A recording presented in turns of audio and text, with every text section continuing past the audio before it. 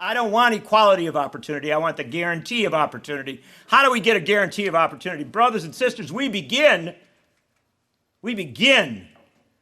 by guaranteeing that everyone has absolute top quality health care, period. You begin with that because we are all born at the start. I have high regard for President Obama. I think he's tried very, very hard. But President Obama has not done enough. We are, we've got all these deductibles and all this extra, prices keep going up. Brothers and sisters, we need to join the civilized world and have single-payer Medicare for all, health care for everybody, everybody in, nobody out. That's the basic concept. So you do the health care, you start there, but you don't stop there. Once you've got the health care, then you move, you leave the hospital at some point. Do you know we have in this country huge numbers of people for whom the single best housing experience of their life is the day they are born? I'm not kidding you. There are people born in hospitals. It's a pretty nice situation. Not that I seek it out, but you got people coming in to take care of you. There's food coming. It's pretty warm. Number two, after healthcare for all, we have to have an absolute guarantee of housing for all human beings in this country. Everyone has to have a roof over their head. We shouldn't have homelessness at the levels that we do. And we shouldn't have, look, I understand some people are homeless because they can't get by. And it's because they have real challenges in their life, maybe mental health challenges. I understand that's one part of the healthcare component of it. But people who live on the margins, who aren't sure where they're going to sleep tonight, or maybe they are just getting by, but they are paying most of their income to try and live in absolutely inadequate housing, this is ridiculous. The fact of the matter is health care for all and housing for all, quality housing so that everybody has a place to go home to at the end of the day. That's a basic standard for a decent and humane society. That child, once that child comes of age, that child needs to be educated. And this is where we really fall apart as a society. I was talking to wonderful people here tonight about different education theories. Here's the bottom line on education. We don't talk about education in the right way. I'm in favor of public education. I believe in public education as the single best initiative this country has ever done.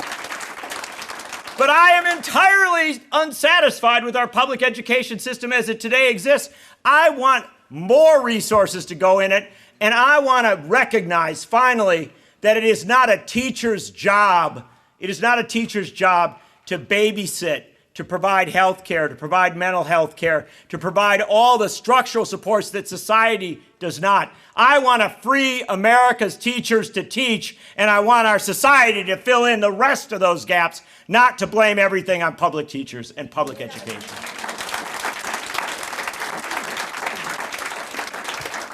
It's not a long list. Once we've got health care, once we've got housing, once we've got education, once we're beginning to guarantee equality of opportunity, right? To bring people up to a level where they can actually do it.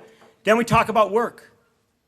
And the fact of the matter is, I expect people will work. We get great meaning in our lives from work. Work is a good thing. It's great to go to work. But the fact of the matter is, I want everyone in America to have the same sense of work. And that is that when you show up and work 40 hours a week, there is no way you will live in poverty. I want $15 minimum wage, and I want a living wage in every part of this country.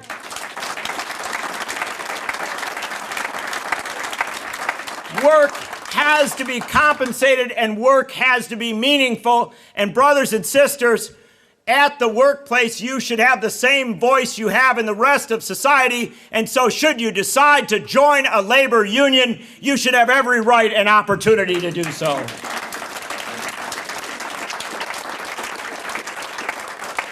And brothers and sisters, we come full circle then, because when we have begun to really establish that equality of opportunity as a guarantee that you will have the health care, the housing, the education, the meaningful and well-compensated work, then yes, at the end of your life, you should have a secure and humane retirement.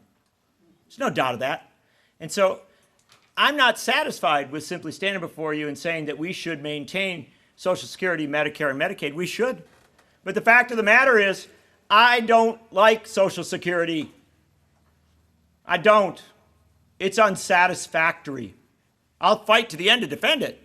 But the fact is, we need a national pension in this country so that everyone can retire with an absolutely secure retirement, not with cobbling things together. And I don't want to ever tell anybody that they've got to gamble their retirement on a stock market that crashes every 6 years. That's ridiculous. As a country, we need to guarantee that when you've made it through that whole journey, at the end of it, you will have enough to live a secure and comfortable and good retirement for as long as you live. Those are the basics, brothers and sisters.